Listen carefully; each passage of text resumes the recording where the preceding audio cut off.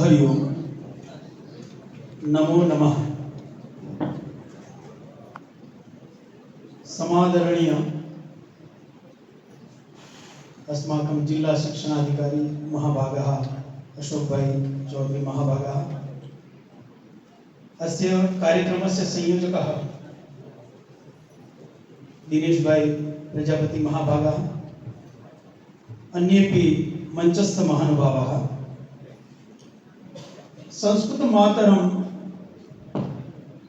सादरं प्रणम्य मम यत् वक्तव्यमस्ति अहमपि मम पुरोगामी महेश भाई जोशी महोदयेन गुर्जर भाषायां यदुक्तं तदेव वदिष्यामि। यद्यपि अहं पाठशालीयः छात्रः नास्मि तथापि सतत प्रयत्नेन भवतां समीपे संस्कृतं वक्तुं धाराप्रवाहेण संस्कृतं वक्तुं शक्नोमि। तस्य कारणं सततं सातत्यम् अभ्यासः अस्ति। अतः भवन्तः अपि तथैव संस्कृतं वक्तुं शक्नुवन्ति। तस्य अपेक्षया व्याकरणस्य का आवश्यकता अस्ति तस्य विषये अपि किञ्चित् वार्तां कथाम् अहं करिष्यामि। प्रथमम् एकं श्लोकम् उक्त्वा अहं पुनः गुर्जर भाषायाः उपरि आगमिष्यामि। पठामि संस्कृतं नित्यं वदामि संस्कृतं सदा ध्यायामि संस्कृतं सम्यक् वन्दे संस्कृतमातरं संस्कृतस्य कृते जीवन् संस्कृतस्य कृते यजन् आत्मानमाहुतं मन्ये वन्दे संस्कृतमातरम्। एक बार उच्चैः वदामः नमो नमः। धन्यवाद। संस्कृत भाषा જ્યારે વિશે વાત કરવાની આવે ને સૌથી પહેલા એમ થાય કે વાતો બહુ અઘરી છે અને અઘરી કેમ લાગે છે કે એનું વ્યાકરણ બહુ અઘરું છે। એના વ્યાકરણમાં ખબર નથી પડતી, બોલવામાં ખબર નથી પડતી ને એટલા માટે થોડી મુશ્કેલીઓ પડે છે। મિત્રો સમજો કે વ્યાકરણની પછી વાત કરું છું કે વ્યાકરણની ક્યાં જરૂર છે ક્યારે જરૂર છે એ પછી વાત કરું। પણ પહેલા વ્યાકરણનો ઉદ્ભવ કારણ કે એમને તો આપણે યાદ કરવા પડે ને કે જેના લીધે આજે આ સંસ્કૃત ભાષા આપણી સમક્ષ ઉપસ્થિત છે। બાકી કેટલીય ભાષાઓ કાળની ગરદામાં ધકેલાઈ ગઈ। આજે ગુજરાતીની જો વાત કરો ને કે ગુજરાતીમાં ગુજરાતી કેટલું, ગુજરાતી ભાષામાં ગુજરાતી કેટલું, કારણ કે મોટા ભાગે આપણે અંગ્રેજી બોલીએ છીએ। મોટા ભાગના સ્કૂલ, પંખો, ફેન, બ્લેકબોર્ડ, ચોક, તમે જો શબ્દ જ ક્યાં છે? હું સ્કૂલે જાઉં છું એમાં સ્કૂલે તો શું આવ્યું? અંગ્રેજી શબ્દ છે। આપણા શબ્દો કેટલા, બીજી ભાષાના પણ ઘણા બધા શબ્દો આવી ગયા છે। એટલે એ ઋષિ મુનિઓ કે જેમણે પોતે રાત દિવસ પ્રયત્ન કરીને આ સંસ્કૃત ભાષાને બચાવવા માટે સર્વાંગ સંપૂર્ણ વ્યાકરણ રચ્યું અને એના આદ્ય પ્રણેતા છે મહર્ષિ પાણિની।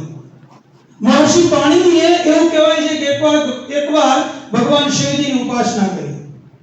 ભગવાન શિવજીની ઉપાસના કરી એટલે ભગવાન શિવજીએ એ પછી તાંડવ નૃત્ય કર્યું, એમના ઉપર પ્રસન્ન થયા, તાંડવ નૃત્ય કર્યું। ભગવાન શિવનું જે પસંદિત વસ્તુ છે તાંડવ છે અને તાંડવ નૃત્ય કર્યું। તાંડવ નૃત્ય કર્યા પછી એમણે ડમરું વગાડ્યું અને એ ડમરું વગાડ્યું એના વિશે શ્લોક મળે છે કે નૃતાવસાને નટરાજ રાજમ નનાદ ભક્તામ નવપંચવાર ઉદ્ધતકામ સંકાદિ સિદ્ધાંત એતદ વિમર્શ શિવસૂત્ર જાલ। કે જે નૃતાવસાને નૃત્ય પૂરું થયા પછી નટરાજ રાજો, નટોના રાજા ભગવાન શિવ એમણે નનાદ ઢક્કામ ડમરું વગાડ્યું। કેટલી વાર? 9 વાર, 9 અને 5 14 વાર વગાડ્યું અને ઉદ્ધર્તુ કામ સનકાદિ સિદ્ધાંત, સનક વગેરેના સિદ્ધાંતોનો ઉદ્ધાર કરવા માટે કે જે એતદ વિમર્શ શિવસૂત્ર જાલ ભગવાન શિવસૂત્ર એ એમણે રચના કરીને શિવસૂત્રો કયા હતા કે જે અયુણ રુલુક એવ એવ હર લણ યમંગણમ જપઈ ગડદશ જપ ગડદશ કપચડતા ચડતા કપય શસ્ત્ર ને હલ।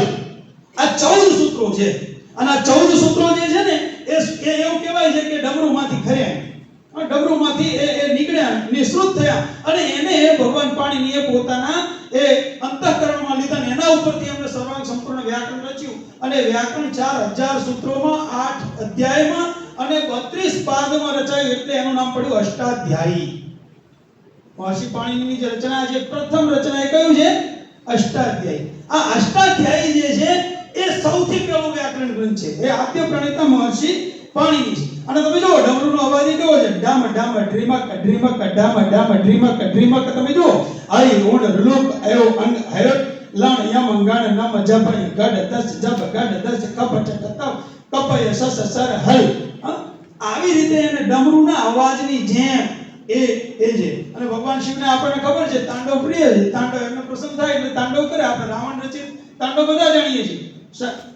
જટાટવી ગલત જલ પ્રવાહ પાવિત સ્થલે ગલે વલંબ લંબિતામ ભુજંગ તુંગ માલિકમ ડમટ ડમટ ડમટ ડમન નિનાદવટ ડમર વયમ ચકાર ચંડ તાંડવમ તનોતુ નઃ શિવ શિવમ. આ આપણે બધાય જાણીએ છીએ.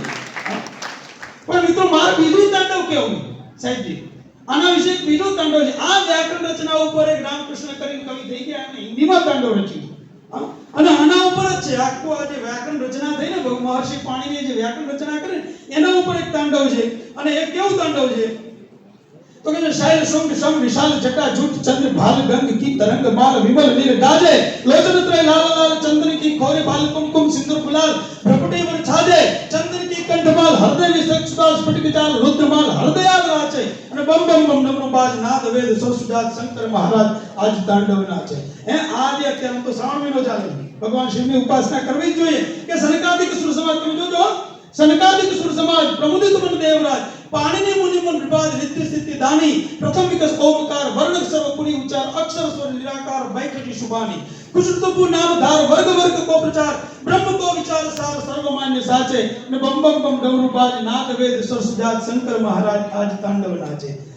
કે ભગવાન શિવ અને એ સૂત્રો કયા હતા? આઈ ઓણ રૂલોક ઓમ, હમણાં આપણે બોલ્યા ને આઈ ઓણ રૂલોક ઓમ, એની પણ ચર્ચા કરી. આઈ ઓણ રૂલોક ઓમ આય તડદત લોમ હયવટન લોમ લોમ રવિલોમ છાજે ચામૈનમ જાબયમ ગડદસ ગડદસ ખબજડદ ચાટુતા સસ સસ હાલે ઇવિડ વિડ સૂત્રજાલ 14 સંખ્યા વિશાલ ઔદરદર હર હર બ્રહ્મવેદ વાચે બમ બમ બમ ડમરુબાજ નાદ વેદ સપ્તજાત શંકર મહારાજ આજ તાંડવ નાચે. અને હજી એમ કહે છે કે એ સમય વાજિત્રો કેવો વાગતો હતો. આખું બહુ સરસ મજાની રચના કરી છે. વાજિત્રો કેવા વાગતો હતો તો કે જે વાજિત્રો વાગે જંચક જંચક જજાત કિનકન મંજરી ઉપાજ કિટ દિન કિટ દિનકાર ધમક ધમ ધમાકે જાલન જમ જમ જમાક ગોગર ગમ ગમ કા ચમક ચમ ચમાક ચમક ચમ ચમાકે કડતર કડે લટકી લટકી ફરકત ગતિ અચકી અચકી નિત્ય ગતિ ઉચકી ઉચકી લચકી મચકી લાચે બમ બમ બમ ડમરુબાજ નાદ વેદ સરસુજાત શંકર મહારાજ આજ તાંડવ નાચે. ભોળિયોનાથ આપણો પ્રસંગ સંસ્કૃતનો જે છે ફરી એનો એક સમય આવે એવી અભ્યર્થના સાથે એ આગળની વાત કરું છું કે આ અષ્ટાધ્યાયી છે. ખાલી અષ્ટાધ્યાયી રચ્યા પછી વ્યાકરણનું કાર્ય પૂરું નથી થઈ ગયું મિત્રો. મહર્ષિ પાણીની અને વ્યાકરણ શાસ્ત્રીઓ તો એવું કહેવાય કે અર્ધમાત્રા લાઘવે પુત્રોત્સવ મન્યતે વૈયાકરણા. અડધી માત્રા જો લખવાની બચી જાય, બોલવાની બચી જાય તો કે જે દીકરો જન્મે ને ઘરે એટલો આનંદ મનાવે, એટલો ઉત્સવ થાય. તમે વિચાર કરજો, કારણ કે જૂના કાળની તમે એક સ્થિતિ વિચારો, આજથી વર્ષો પહેલાની સ્થિતિ વિચારો કે મુદ્રણના સાધનો નહીં, બધું જો આપણે અહીંયા સામે આપણે બેઠા છીએ ને બધું આપણે યાદ બોલી શકીએ છીએ ને એનું કારણ કોઈ કે શ્રુતિ પરંપરાને સાચવ્યું છે. એટલે તો વેદોને શ્રુતિ કહેવાય, શ્રુત પરંપરામાં સાચવ્યું છે. કારણ કે એ ઋષિમુનિઓએ ઈશ્વર પાસેથી જે જ્ઞાન મળ્યું ને એ એમના શિષ્યોને સંભળાવીને આપ્યું. રાત દિવસ એના માટે મહેનત કરી છે. લેખિત તો કશું હતું નહીં, અને લેખિત હોત તો જતો રહ્યો હોત કશું ના હોત. કારણ કે આજે તમે વિચારો, એક સમય મને યાદ છે મોબાઈલ નતો ત્યારે કેટલાય નંબરો મોઢે હતા સાહેબ. કોઈ પણ નંબર લગાવો હોય તો ફટ ટીંગ લાગી જાય. અમારે જૂની શાળાના પ્રમુખ શ્રી એક ચોપડીએ ભણ્યા નથી પણ એમને તમે કોઈ પણ નંબર પણ હજારો નંબર મોઢે છે, હજારો નંબર આમ જ કહી દે તરત જ. આપણને મોબાઈલ આવ્યા પછી સેવ કરવાની ટેવ પડ્યા પછી ઘણીવાર ઘરનો નંબર કોઈને પૂછવો પડે એવી હાલત છે. એ જોવો પડે. તો એ શ્રુત પરંપરામાં એમને બધું જ્ઞાન સાચવ્યું ને એના કારણે આ ભારતીય સંસ્કૃતિ આજે એવી તરોતાજા છે. બાકી કેટલીય સંસ્કૃતિઓ કાળની ઘટનામાં ધકેલાઈ ગઈ. કોઈ સંસ્કૃતિ આવી નથી. આજે આપણે એનું બધું મળે છે આપણને. આજે આપણે મરણ ને પરણ ને ટાઈમમાં તો સંસ્કૃત સાંભળીએ છીએ, બીજે ક્યાંય સંભળાય ના સંભળાય. આ બે ટાઈમે તો સંસ્કૃત ચોક્કસ સાંભળવા મળે. સંસ્કૃત જીવે છે, ક્યાં જીવે છે? મરણ ને પરણમાં. બે જગ્યાએ તો જીવે છે. ભલામણ આપણા માટે હજી એક આશાવાદ છે કે સાવ કે હજી લુપ્તપ્રાય થઈ નથી અને એને જીવંત કરવાનું આપણે બધાએ એ બીડું ઝડપવાનું છે.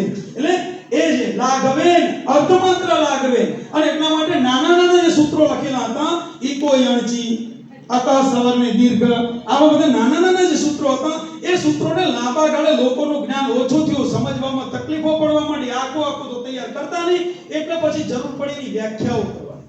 અને વ્યાખ્યા કરવાનું કામ કોણે કર્યું? મહર્ષિ કાત્યાયન. મહર્ષિ કાત્યાયન એટલે વરરુચિ. આ વરરુચિએ જે કાર્ય કર્યું અને એટલા માટે એમનો બીજો ગ્રંથ આવ્યો, વાર્તિક ગ્રંથ આવ્યો. પાણિનિની અષ્ટાધ્યાયી ઉપર વાર્તિકો લખવાનું કાર્ય કોણે કર્યું? મહર્ષિ કાત્યાયને, વરરુચિએ કર્યું. જેમ કે ઈકો યાંચી સૂત્ર છે ને એને સમજાવે કે ઈકા સ્થાને યણ સ્યાદ અચી પરે સંહિતાયામ વિષય. ઈકની જગ્યાએ યણ થાય જો સંહિતાનો વિષય હોય અને પાછળ સ્વરો રહેલા હોય તો. એ બધો ડીપનો વિષય છે અને મારા એ ઘણીવાર હું જરૂર પડે ત્યાં મિત્રોને વિદ્યાર્થીઓને કહેતો રહું છું, કારણ કે મારું જ્ઞાન જળવાવું જોઈએ. વિદ્યાર્થીઓ ઘણીવાર ખબર પડે કે ના પડે, હું આ સૂત્રો છોડી દઉં.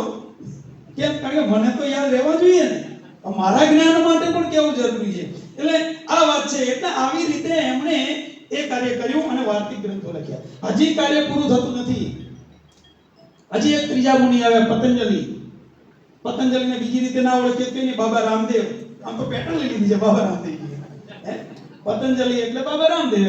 પણ પતંજલિ એટલે ખાલી કઈ યોગ શાસ્ત્ર સાથે સંકળાયેલ વ્યક્તિ નથી. પતંજલિ તો ત્રણ કાર્યો કર્યા છે. યોગેન ચિત્તસ્ય પદેન વાચા. શું કહે છે? યોગેન ચિત્તસ્ય પદેન વાચા મલમ શરીરસ્ય ચ વૈદ્યકેન. આપણે ખાલી એમને યોગ શાસ્ત્રથી જ જાણીએ છીએ, પણ શું કહે છે? યોગથી જેણે ચિત્તની શુદ્ધિ કરી, મન શુદ્ધ કર્યું યોગથી. પછી કહે છે પદેન વાચા, જેણે વ્યાકરણ શાસ્ત્રની રચના કરીને શબ્દ શુદ્ધિ કરી, આપણી વાણીને શુદ્ધ કરી. અને મલમ શરીરસ્ય ચ વૈદ્યકેન, અને વૈદક શાસ્ત્ર આયુર્વેદની રચના કરીને જેમણે આપણા મલમ શરીરસ્ય, શરીરના મળને દૂર કર્યો, અસ્વચ્છતાને દૂર કરી, એવા કે જે પતંજલિને આપણે પ્રણામ કરીએ છીએ. અને એમણે મહાભાષ્ય લખ્યું. અને મહાભાષ્ય કેવી રીતે રચ્યું ખબર છે? એમણે આપણા જે સમયની અંદર કે જે વ્યવહારિક જે બાબતો છે એને વ્યાકરણ સાથે કેવી રીતે જોડી શકાય? વ્યવહારિક બાબતોને જીવનમાં ચાલતા, આપણા સાથે ચાલતા વ્યવહારિક જે બાબતો છે, એટલે કે માણસના વ્યવહારને અને વ્યાકરણને સાંકળવાનું કારણે વ્યાકરણ મહાભાષ્ય દ્વારા કર્યું. અને એવી ઘણી બધી બાબતો છે, ઘણા બધા ઉદાહરણો છે, પણ સમયના અભાવે બધા ઉદાહરણોને આપણી સમક્ષ રજૂ કરતો નથી. પણ એક સૂત્ર છે સ્થાને અંતરતમઃ. સ્થાને અંતરતમઃ પાણિનીય સૂત્ર છે 1:49. એટલે પહેલા અધ્યાયનું પહેલા પાદનું 49 નંબરનું સૂત્ર છે. અને એમ કહે છે કે એ સ્થાને અંતર એટલે અનેક પ્રકારનું સાદૃશ્ય મળતું હોય, સરળ મળતું હોય, સમાનતા, ત્યારે નજીકનું સાદૃશ્ય કયું ગણાય? સ્થાનનું. એના માટે બહુ સરસ ઉદાહરણ આપે છે. એને આ સંધિ સૂત્ર છે, સંધિને સમજાવવા માટેનું સૂત્ર છે. પણ એને બીજી રીતે સમજવું હોય તો કહી શકાય કે તમે જો કે આપણે જમવા માટે લોકોને બોલાવીએ, આપણા ઘરે જમવા માટે લોકો આવ્યા, બધાને કહીએ કે ચલો બેસી જાઓ જમવા માટે, ભોજનનો હાથ પડી ગયો છે હરિહરનો, તો બધા શું કરે? જાડો જાડા સાથે, પટલો પટલા સાથે એવી રીતે બેસે કે ભાઈ ઓલો જાડો માણસ છે, મારે એને બે સરખા કરવું છે, ચાલ આપણે બે ભેગા બેસી બાજુ બાજુ, પટલો પટલા પાસે. નહીં કૃષેન કૃષઃ કૃષેન સહ ઉપવિશતિ. ના બેસે તો શું જોવે? સ્થાનકૃત સાદૃશ્ય. સ્થાન એટલે કયું? તો કહે છે એનો વ્યવસાય કયો છે? એ શિક્ષક છે તો શિક્ષક જોડે બેસે. એ ડોક્ટર છે તો ડોક્ટર જોડે બેસે. આવી રીતે વ્યવહારમાં ચાલતી બાબતોને તો કહે છે એવું જ છે. સંધિમાં બે જે અક્ષરો છે એની જગ્યાએ આવનાર શબ્દ કયો હોય તો કહે છે ઉચ્ચારણ સ્થાન કેનું સરખું છે? ધારો કે રામ વત્તા ઈશ્વર છે તો રામમાં છેલ્લે અ, ઈશ્વરનો પહેલો ઈ, તો અ અને ઈ, અનું ઉચ્ચારણ કયું તો કે છે કંઠ, ઈનું ઉચ્ચારણ સ્થાન કયું તો કે તાલુ, બેનું સ્થાન છે કંઠ તાલુ, તો એની જગ્યાએ આવનાર આવે એ, એનું ઉચ્ચારણ શું થાય? કંઠ તાલુ. બે ભેગું ઉચ્ચારણ છે કંઠ, એ એટલે શું? કંઠ તાલુ. એટલે વ્યાકરણ અને વ્યવહારને સાંકળીને જે કાર્ય કર્યું એ કોણે કર્યું છે? મહર્ષિ પતંજલિ. આ ત્રણે ત્રણ મુનિઓએ ભેગા થઈને વ્યાકરણ રચ્યું, એટલા માટે એનું નામ છે ત્રિમુનિ વ્યાકરણ. શું નામ છે? ત્રિમુનિ. આપણે ખાલી પાણીને જ ઘણીવાર યાદ કરીએ છીએ, બીજા મુનિઓ આપણને ભૂલાઈ જાય છે. આ આમના પ્રયત્નોના લીધે આપણે આ ભાષાને એવી ને એવી તરોતાજા રાખી શકાય. તમે જો સંસ્કૃત ભાષામાં નિયમ, તો સાહેબે હમણાં વાત કરી કે સંસ્કૃત ભાષામાં નિયમ, આપણા નિયમ કરે, ડાયરેક્ટલી કોઈ શબ્દો નહીં સ્વીકારવાના, એનો સંસ્કૃત શબ્દ બનાવો. જેમ કે ગણતરી કરવાનું સારું યંત્ર તો સંગણક યંત્રમ. કાલે અમારી સ્કૂલમાં પ્રદર્શની યોજાઈ અને પ્રદર્શનીમાં હું વિદ્યાર્થીઓને સમજાવતો હતો, મિત્રો અહીંયા છે ને આપણે શબ્દ સંચિકા, ફાઈલનું નામ આપેલું સંચિકા, તો સંચય કરે એટલે સંચિકા. પેલું આપણે હોલ પાડવાનું જે છે તો એને આપણે શું કહીએ? તો અમે કહીએ રંધ્રિકા. રંધ્ર એટલે હોલ, એ રંધ્ર કરે એટલે રંધ્રિકા. સ્ટેપલર છે યોજવાનું કામ કરે છે, બે કાગળને ભેગા કરે છે એટલે યોજિકા. તમે જો તો આવી રીતે એના નામ આપવાનું કાર્ય કરે. ઓ ઘણા લોકો પૂછે કે ભાઈ સમોસા શું કહેવાય? હવે ગુજરાતી વ્યાકરણમાં અમારું ગ્રુપ ચાલે છે, એમાં ઘણા લોકો આ પ્રશ્ન પૂછે.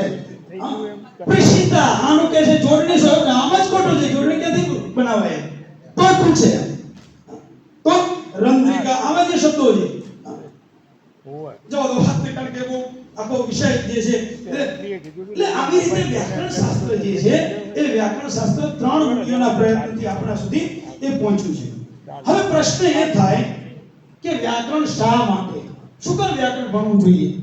ના ભણીએ તો ના ચાલે, ખોટું બધું આવું ભણવું, એમ સંધિ સમાસ ને શું જરૂરિયાત છે એમની? એમને ના થઈ શકે.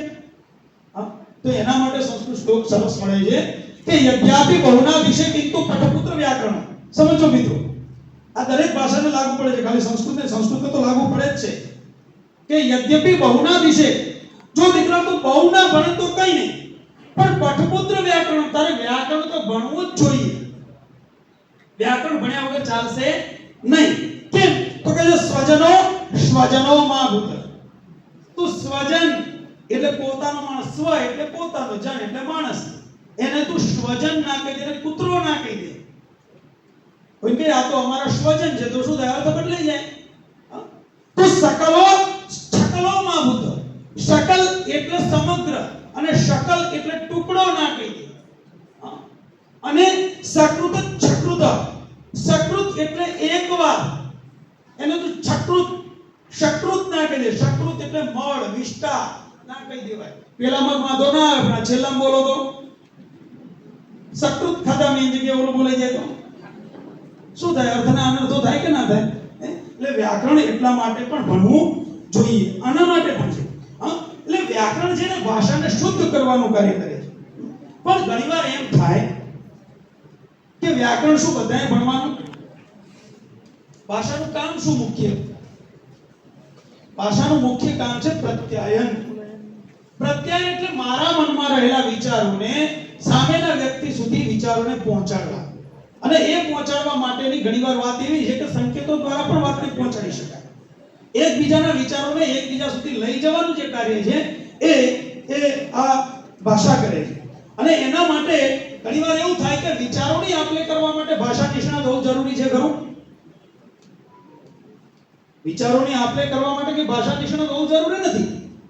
એટલે કહેવાનો ભાવ એ છે કે શીખાઉ વ્યક્તિ છે, બાળક છે, એના માટે વ્યાકરણની જરૂરિયાત નથી. હું અને તમે સંસ્કૃતમાં બધાય બાળકો છીએ.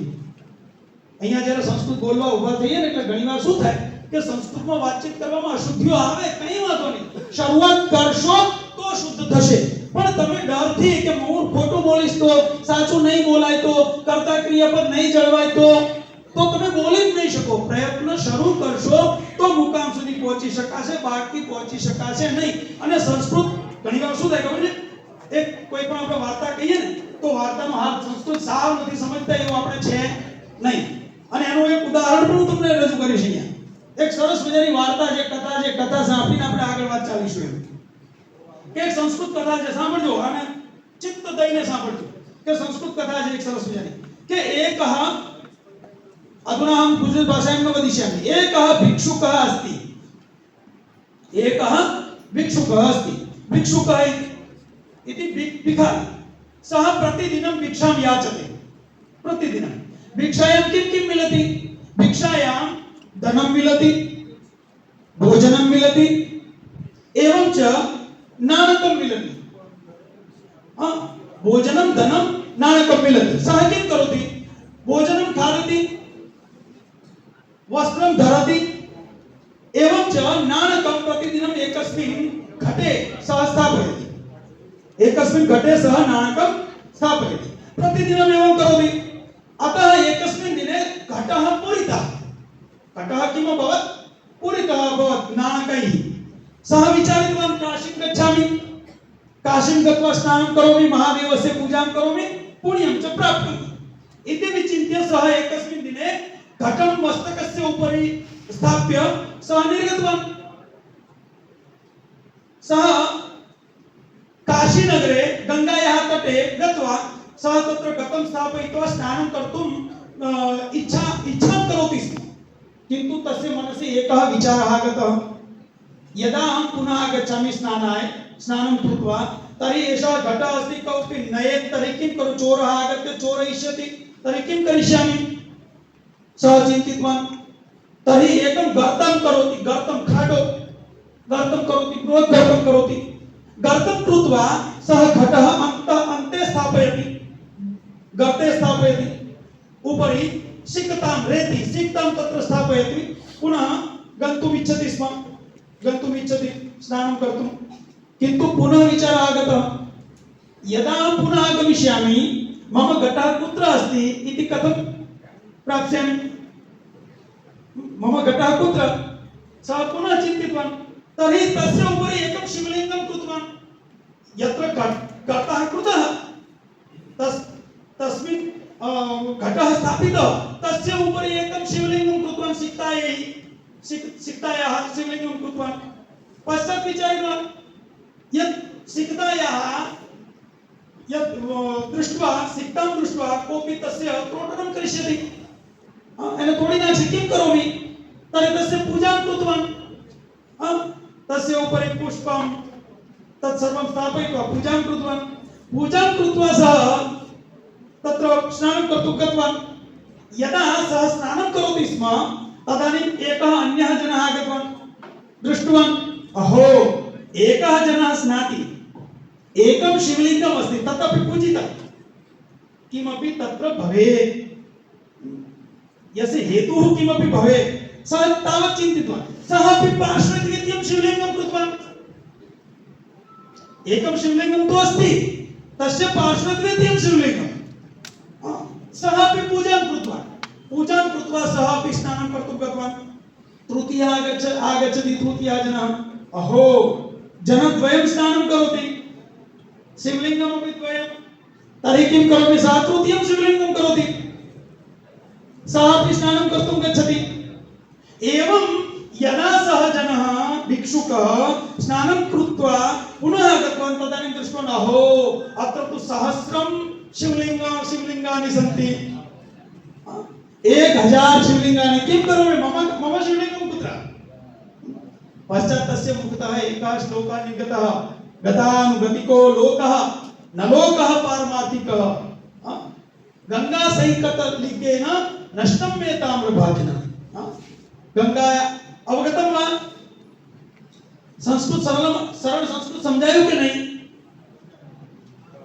એટલે સમજાય જ ના સમજાય એવું કશું હોતું નથી। બોલવાની શરૂઆત કરીએ તો ચોક્કસ આપણને સમજણ પડશે, એમાં કોઈ બે મત નથી।